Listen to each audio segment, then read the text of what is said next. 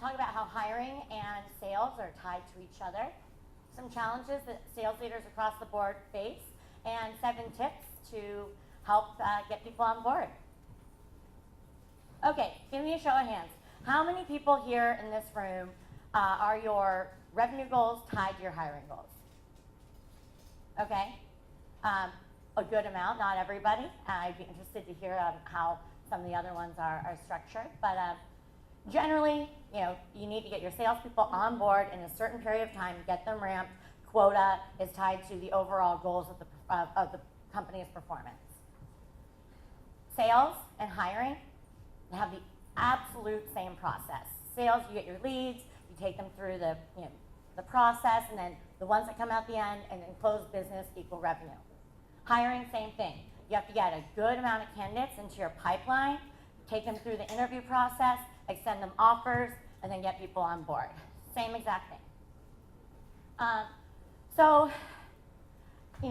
It's interesting because when I'm talking to a sales leader, generally by the time they call Betts Recruiting, they're feeling some serious pain, right? They have not been able to get the people on board. And some of the things that I hear of challenges are the candidates suck. Bad people. Their HR team isn't delivering. They called in agencies. Those people aren't delivering. Their interview process a lot of times is just way too long. And at the end of the day, they are expected to own this process for their organization, and they're just feeling like they're failing. So, some of the tips. So number 1, own the process. You can't rely on HR, agencies, all these other people to make sure that you get your team on board within a certain period of time. So this is Andrew Riesenfeld. Aaron Ross talked a little bit about how Responsive put together a lead generation program to go from 20 million to 200 million in revenue. Andrew was the person that was responsible for hiring all those people. There was 100 people he needed to hire in 2013. In order to do that, he backed into his numbers. He had to conduct 1,500 interviews to make that happen. Early on in the year, he realized he didn't have the pipeline of candidates that he needed, and instead of sitting back and waiting for people to come to him, he decided to own the process. Some of the things that he did: he partnered with their HR internal recruiting team. He wasn't getting a lot of candidates coming in, and he wondered why. So he sat down and did weekly pipeline reviews with them. Where are you advertising this job? What are you doing? How are we getting candidates in the door? And every single week held them accountable to making sure that they were making this happen. He did the same thing with the agencies he was partnering with. He came on site, invited the team into their office, showed them a demo of the product, introduced them to the team, made sure that they understood the culture, and also held them accountable for sending a certain number of candidates. And so that was very successful for him. He also, Andrew went to UVA. He's a sales leader in San Francisco. He went to LinkedIn and found he wanted people, it's an SDR team, right? So recent graduates, 1 to 3 years of experience, maybe up to 5.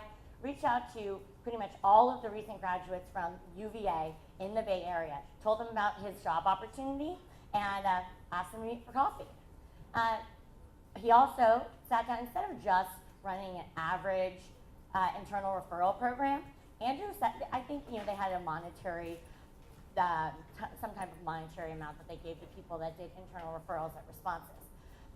A lot of people, so Andrew sat down his team, he had them come in after work, pizza and beer, and literally had them go through all of their friends on LinkedIn, Facebook, whatever it was, and send emails, individually reach out to these people, and get their network excited about coming to work at Responsive. So he definitely owned it, multi-pronged approach, and he ended up getting those 100 hires.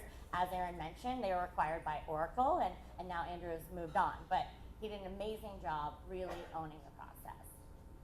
Internal referral program. How many people in here have an internal referral program to get your existing employees to refer people to come on board? Okay, looks like a little bit more than half of the people in here. So financial rewards, super common. I've seen everything from $100 to $10,000.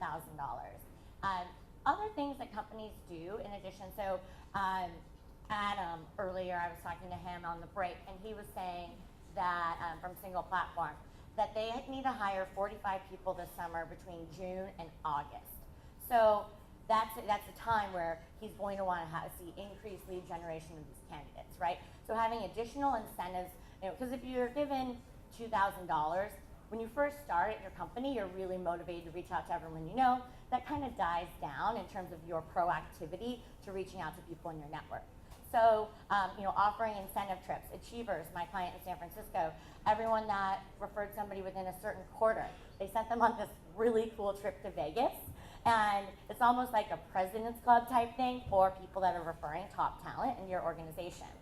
Smaller companies that don't have those same resources, dinner with the CEO, with the founding members, maybe some people from the venture capital firm that's backing you. Really great incentives to get people to step up to the plate and reach out to people in their network. Also, when people refer their friends to the company, it has so many additional cultural benefits outside of just you hitting your sales targets, right? Somebody that says, "Hey, buddy, come work here," is putting their stamp of approval on the company. They're owning it. They're going to help. They're not going to leave, in 2 months after they've gotten one of their close friends to come on board. That person's also an internal advocate to make sure that this employee that they referred gets up and running and onboarded properly. It's hard when you start a new job. You don't know anybody. You miss your friends from your old company. If you're a proven performer, you're now back at zero, having to get up and going. And it's really important to have people in there that can just, make sure that you're getting up and running. So here are some of the best practices that I just spoke about. Oops. Okay, lead generation. We all know about lead generation in the sales world. We talked about that. And so for candidates, there's a lot of different things that you can do to generate leads or people that are interested. Posting jobs, obviously everybody knows about that. You're going to get a lot of interest. Most of the people aren't going to be a fit. However, it is a good low-cost way to get an influx of applications into your organization. Networking events. So everybody in this room is doing something right, and I imagine if you are somebody that is hiring, and a gentleman asked the earlier person, how do you hire people in New York? If you're hiring, this is a great place at the happy hour to people that you're talking to saying, "Hey, I'm hiring." You see a good sales rep and let them know about your opportunity. This is a great place to meet people. In New York, you'll find if you consistently attend these events, you'll run into the same people. And so it's a good way to build relationships and build a pipeline of potential people to come on board for your company. Social media, leveraging your Facebook, LinkedIn, Twitter. Let people know that you're hiring. Let people know why your company is a really fun place to work and what type of opportunities. Leverage your own network. Everyone has people they used to work with that they would love to work with again. Every time you're hiring, I would reach out to all those people. Have 20 people that you just send an email, "Hey, let's grab a cup of coffee, drink, whatever." And if they're not interested in that time, they might know somebody who is, and generally people do. And then, like Andrew did with LinkedIn, reaching out to people from UVA, you can do something similar that's something that you're passionate about to hunt people down and let them know about your opportunity. So employment branding. We all know there's a lot of competition for hiring here in New York. And so it's very important that you let people know why your company, why your opportunity, what makes you different. What you're competing against Salesforce, LinkedIn, Facebook, all these big companies, all these other startups that are also really cool. So, are they going to have a lot of room for growth?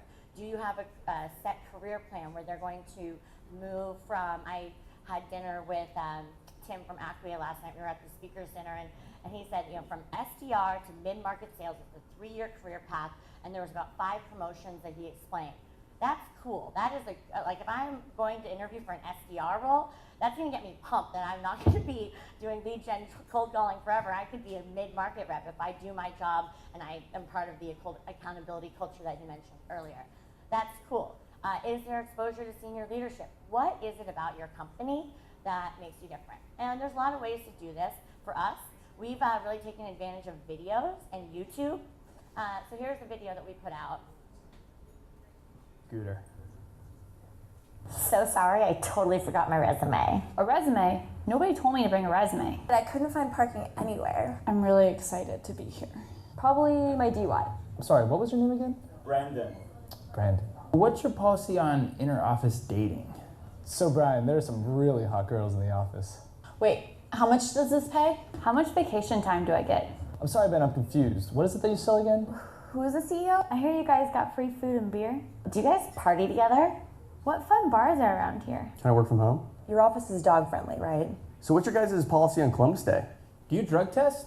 I need to check in with my parents before I make any decisions. What do you consider recreational drugs? So Bryce, how much sick time do you offer? Do you pay for cell phones, Gym membership? vision insurance? I tend to get sick a lot. How long until I get promoted?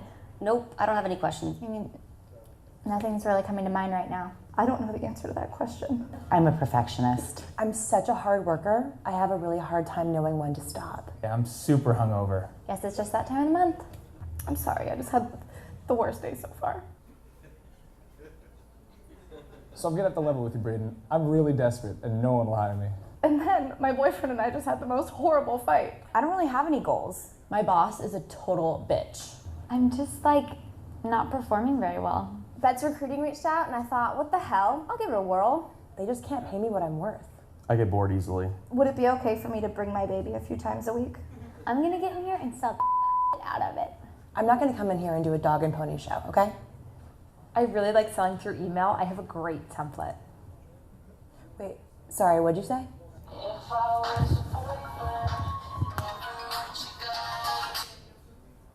Hey mom, yeah, I'm in an interview right now.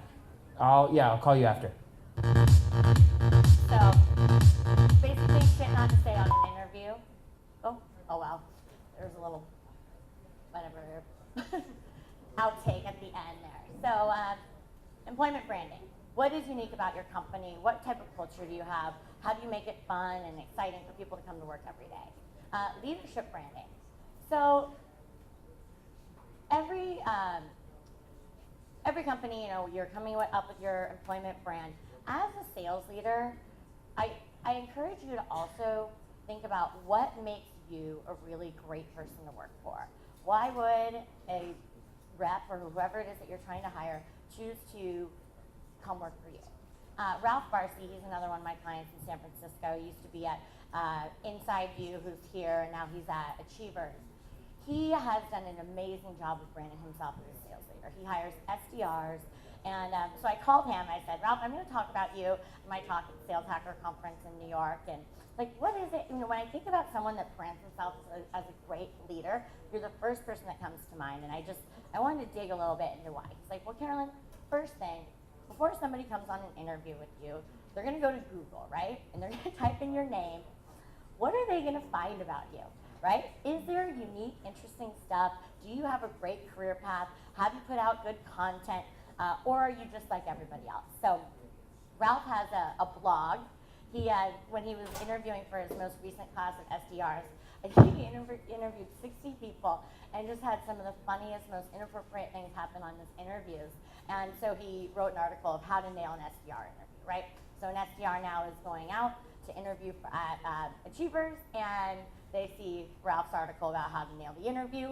Hopefully he decreases the number of people because they've read the article and know what to do. And also is a thought leader in the space. Amazing coach. So just Google him and you can see some of the things he's doing. He's in a band on the side as well, which makes him a very relatable guy and has a lot of great content and is building an amazing SDR organization at Achievers. Okay, so your process.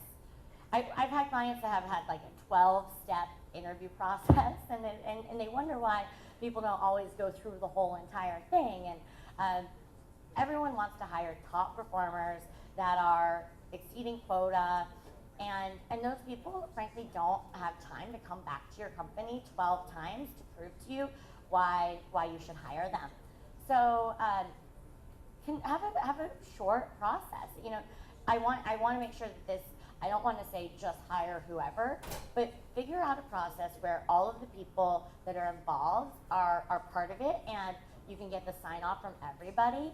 But people don't necessarily. You can have them do it in a 4-hour block in 1 day or 2 days, and you're going to have less fall off or things. You know, time kills deals. Everyone's heard that.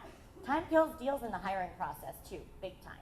So the other thing that I've seen happen is yes, I want to hire this person, and then it takes like a week to get the offer out. It kills the momentum. So whatever you can do to make it a little bit more concise.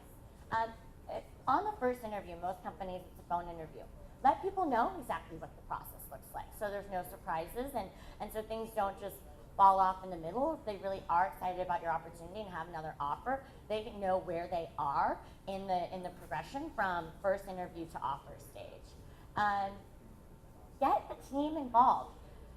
I was really surprised to hear that out of our clients in San Francisco, not a lot of them for hiring reps or lead gen, any individual contributor person.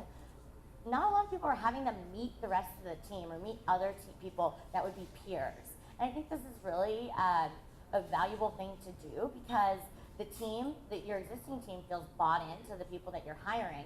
And the new people that are interviewing get to meet the people that are sitting side by side with them, that they're going to be asking questions, that they are going to have drinks with for happy hour, and the people they're going to be spending a lot of time with. So it's really cool to involve your team.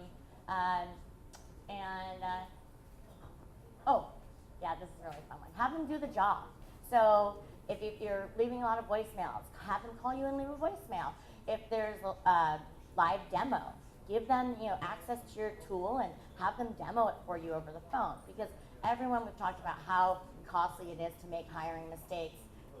If you have them do the job first, they might not do it perfectly, right? They don't work there, they haven't been through training, but you'll know, and then give them feedback on the things they didn't do well, and you can see how coachable they are. It's a really great way to vet out people when you're taking them through the interview process. And the most important thing is, we all want to make sure that we're vetting these people out, but to sell the opportunity and get people really excited about coming on board for your company. And people have used the fraternity sorority example, and this is one that I like to use for the selling the opportunity.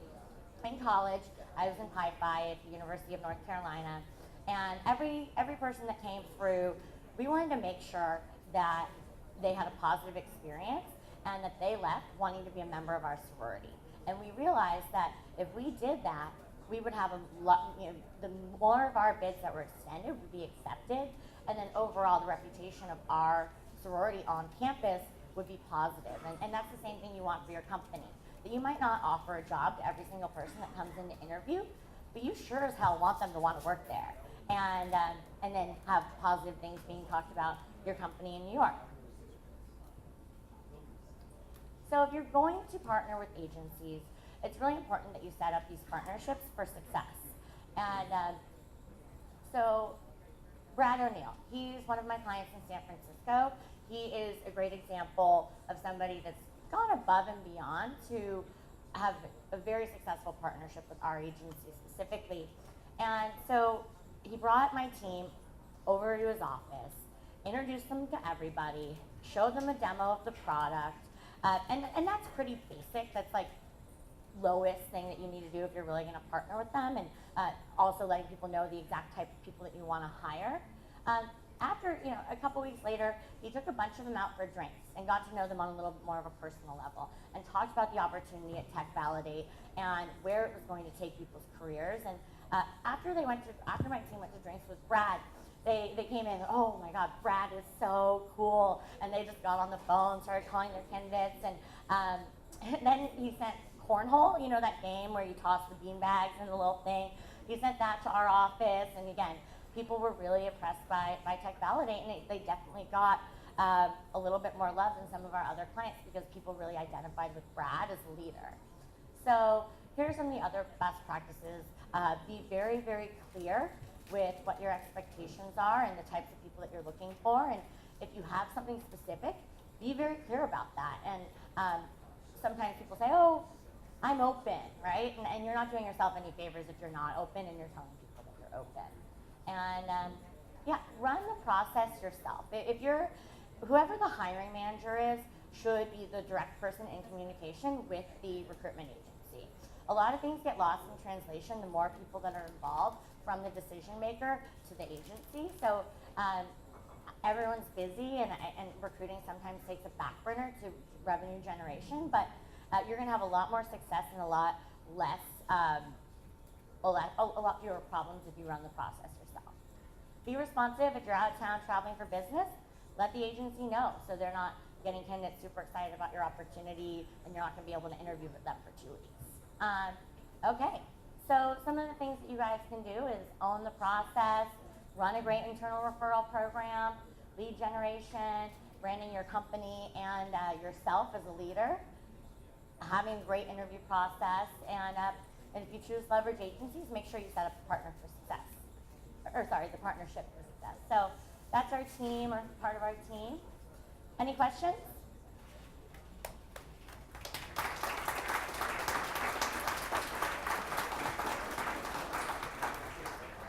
No questions.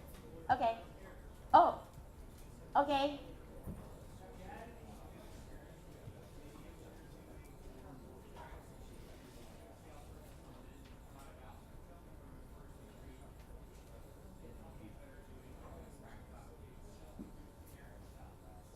Sorry, what was the last part of your question?